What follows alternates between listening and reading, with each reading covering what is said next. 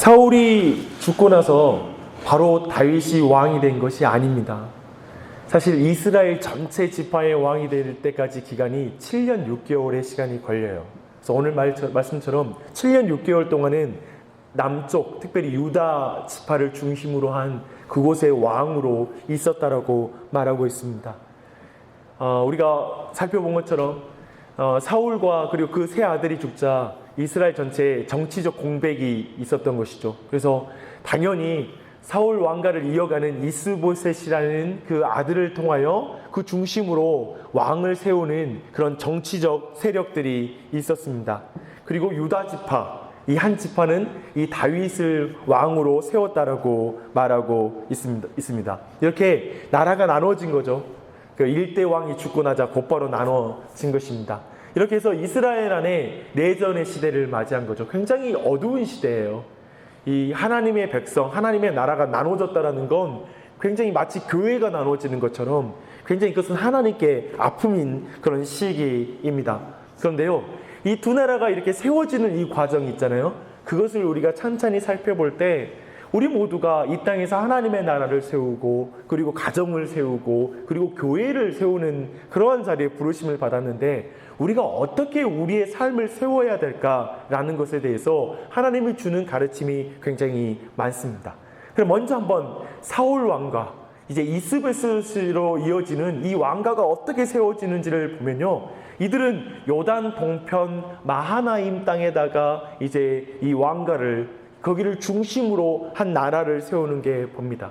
우리가 살펴본 것처럼 블레셋과의 싸움에서 사울과 그 세 아들이 죽잖아요. 그러니까 이 요단 동편, 저 블레셋은 요단 서편의 저 남쪽 지역에 살고 있거든요. 그러니까 이들이 이스라엘 땅으로 깊이 들어오니까 이제 이들이 얼마나 이 사울 왕가가 쫓겨서 이제 요단 동편으로까지 가서 그들이 얼마나 힘든 어떤 정치적 상황을 갖고 있었는지를 여실하게 보여주는 게 이 마하나임 땅에다가 근거지를 삼았다는 것에 잘 드러납니다. 그리고 더하여서 이 이스보셋이 왕을 차지할 때 이 권력을 차지하는 이 배경을 살펴보면 한 사람 아브넬이라는 이 군사력을 가지고 있는 이 군대 장관에 의해서 이루어져요. 근데 오늘 말씀 찬찬히 보면요, 이스보셋이 다스리는 시간이 2년여 시간으로 기록되어 있고 다윗은 7년 반을 다스렸다고 하잖아요. 그러니까 한 5년 차이가 나는 거예요. 생각해보면 이스보셋이 사울이 죽자마자 왕으로 세워졌는데 왜 2년여밖에 다스린 것으로 안 나타나나 생각해봤을 때 그 전에 한 5년 동안의 기간을 이 아브넬이라는 군대 장관이 실질적으로 왕처럼 통치한 기간이었다라고 보고 있는 거예요. 그러니까 이 아브넬이라는 한 사람에 의해서 이 이스보셋은 굉장히 수동적이고 이 아브넬이라는 사람이 굉장히 적극적으로 이 왕가를 세웠다라는 걸 볼 수 있어요. 그 말이 잘 나타나는 게 8절 9절이에요. 함께 읽어볼게요. 사울의 군사령관 넬의 아들 아브넬이 이미 사울의 아들 이스보셋을 데리고 마하나임으로 건너가 길르앗과 아술과 이스라엘과 에브라임과 베냐민과 온 이스라엘의 왕으로 삼았더라. 여기에서 주어는 누구예요? 아브넬이에요. 아브넬이 이 이스보셋을 데리고 가서 왕으로 세웠더라. 그러니까 이 아브넬이 주도했던 걸 우리는 여실히 볼 수 있어요. 또한 그 백성들도 적극적으로 지지한 것으로 보이잖아요. 그러면서 굉장히 불안한 나라예요. 사람이 세운 나라예요. 하나님께 묻지 않고 세운 나라예요. 그런데 다윗 왕가를 보세요. 다윗 왕가는 유다 헤브론이라는 지방, 즉 요단 서편의 남쪽 지역의 아래쪽에 그 근거지를 삼았습니다. 그런데요, 형편 때문이 아니에요. 형편 때문이 아니라 하나님께 여쭤요. 2장 1절 봐요. 그 후에 다윗이 여호와께 여쭈아뢰되 내가 유다 한 성읍으로 올라가리이까? 여호와께서 이르시되 올라가라. 다윗이 아뢰되 어디로 가리이까? 이르시되 헤브론으로 갈지니라. 얼마나 하나님께 자세히 물어요. 올라갈까요? 올라가라. 어디로 갈까요? 헤브론으로 가라. 모든 과정마다 하나님께 묻고 있어요. 지금 다윗의 나라는, 이 다윗 왕가는 철저히 출발부터 하나님과의 관계에 깊이 뿌리 내리고 있는 나라다라는 것을 보여주고 있습니다. 그리고 4절을 보니까 백성들의 지지를 받고 있어요. 유다 지파들이 내려와서 이 사람을 왕으로 세워요. 찾아와요, 사람이. 그래서 왕으로 세우고 있는 걸 볼 수 있습니다.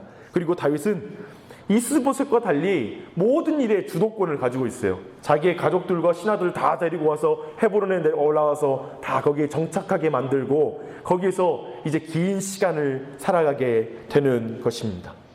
사울 또한 그 뒤에 딱 따라오는 게 이제 길르앗 야베스라는 이 사람들에게 선대하는 건데, 사실 이 사람들은 사울 왕과 굉장히 친밀한 사람들이에요. 이제 사무엘상에 보면 사울 왕이 처음으로 승전한 나라가 그 전쟁의 기록이 있는데, 암몬이라는 나라가 길르앗 야베스 지역에 침략당했을 때, 암몬에서 침략당했을 때 사울이 이스라엘 데리고 나아가서 처음으로 승리함으로 말미암아 왕으로 인정받게 된 계기가 됐는데, 그 사건 때 자신들을 구해줬으니까 사울 왕과는 특별하게 친밀한 사람들이 길르앗 야베스 사람이에요. 그래서 사울이 죽었을 때 그 시체를 가져와서 장례를 쳐주는 일을 길르앗 야베스 사람이 해주었거든요. 근데 이런 사람들 사실은 긴장하잖아요. 다윗에게 이제 우리는 공격당할 것이다 라고 어쩌면 긴장하는데, 도리어 다윗은 아니, 너희들이 사울에게 선대한 것에 고맙다, 너희에게 여호와께 복이 있을지어다 하라고, 진정 이스라엘의 왕이 어떤 사람인지, 진정한 다윗의 왕은 정치적으로 보복하는 사람이 아니라 하나님의 뜻을 향하는 모든 지파에게, 모든 어떤 세력에게 정말 칭찬하고 축복하는 왕이라는 걸 도리어 드러내는 거예요. 이게 진짜 왕이죠. 그런 모습을 보여주고 있습니다. 그런데 이제 그런 왕, 이제 앞으로 계속 이제 그 뒤로 이어진 오늘 12절 이하로 이제 이어지는 장면들은 이제 그런 두 나라, 하나님의 말씀으로 세워진 나라와 그렇지 않은 나라가 이제 함께 계속 내전을 벌이는, 싸우는 안타까운 장면을 보여주고 있어요. 그런데 이 전쟁은 정말 안 되는 거예요. 하나님 보시기에 옳지 않은 거였어요. 그래서 사실 그 뒤로 이어지는 왕을 찬찬히 보십시오. 모든 전쟁은 저쪽 그 이스보셋 편에서 계속 싸움을 걸어요. 그리고 다윗 왕가 안에도 정말 하나님을 경외하지 않는 어떤 자들이 그 안에서 암투를 벌려요. 그 과정을 산천히 살펴볼 때 우리가 여러 가지를 생각하게 됩니다. 이제 말씀을 마무리할게요. 우리가 참 모두 이 땅에서 우리는 자신의 가정 안에 하나님 나라를 세우게 되고, 그리고 우리가 어떠한 사업을 또한 세우게 되고, 그리고 우리의 삶에 어떤 경영하는 것들이 있어요. 그리고 교회도 하나님의 나라니까 교회를 세우는 것도 동일해요. 근데 그 과정을 해나갈 때 다윗은 이제 사울이 막 죽자마자 놀라우리 마치 서두르지 않아요. 급하지 않아요. 두려워하지 않고 7년여 기간을 그렇게 그냥 하나님께 묻고, 도리어 신중하게 하나님께 묻고 행해요. 구체적으로 묻고 행하는 걸 볼 수가 있어요. 우리의 인생에서 가장 확실한 순간에도 하나님 거 묻고 행하는 거예요. 우리는 확실하면 그냥 밀어붙이거든요. 아니, 지금 명백하게 내가 이 일을 행하는 게 마땅해도 순간순간마다 하나님 어떻게 할까요? 할까요? 말까요? 어떻게 할까요? 어디다 행할까요? 라고 말하는 그 구체적인 걸 하나님께 묻고 행하십시오. 굉장히 중요해요. 특별한 순간만이 아니라 우리의 모든 삶의 순간마다 하나님께 묻고 행하는 그것들을 가지십시오. 그때에 주님의 나라가 든든히 서요. 그 나라만이 든든히 서는 거예요. 흔들리지 않고 설 수 있는 거예요. 그리고 사람이 붙는 거예요. 기억하십시오. 성도의 삶은 성령님의 인도함을 받는 삶입니다. 그렇게 해야지 육체의 욕심을 이루지 않고 살 수 있어요.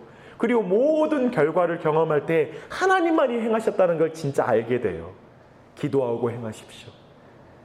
그렇게 행하는 이 한 해가 되길 바라고, 모든 매사를, 자녀를 키우는 것, 모든 과정 속에서도 오직 하나님의 이 뜻을 묻고 행했으면 행하는 우리가 되길 바랍니다. 우리 교회 또한 이 아침에 물을 것입니다. 그래서 오늘 이 아침에 그런 기도를 드리십시오. 같이 기도하겠습니다. 하나님 아버지, 저희의 삶의 모든 순간순간마다 하나님께 묻고 하나님의 인도하심을 구하고 행하기를 원합니다. 주님, 저희 눈에 옳고 저희가 상황과 형편을 살펴서 모든 것을 결정해 나가는 것이 아니라 정말 하나님께 묻고 하나님께 정말 확신 가운데 모든 일을 행할 수 있도록 우리에게 그렇게 인도하여 주시고 주님의 인도하심에 민감한 사람이 될 수 있도록 우리를 붙잡아 주시옵소서. 하나님 아버지, 저희가 정말 육체의 욕심을 이루는 삶을 살기 원치 않습니다. 눈에 보이기에 옳은 대로, 내 판단에 옳은 대로 사는 건 그저 육체의 정욕을 구하는 삶으로 빠지기 쉬울 것입니다. 그러나 우리가 하나님께 물을 때 성령의 소욕을 이루는 자, 성령님의 뜻을 이루는 자로 우리가 설 수 있는 줄 믿습니다. 하나님, 이 한날도 상황만을 보고 판단하지 않도록 도와주시고 오직 하나님의 말씀에 정확한 인도하심에 따라 살 수 있도록 우리에게 은혜 베풀어 주시옵소서. 하나님, 우리 모두에게 은혜를 베푸시되 우리 각자에게 그런 은혜를 베풀어 주시기를 간절한 마음으로 기도합니다. 감사드리며 예수님의 이름 받들어 기도합니다. 아멘.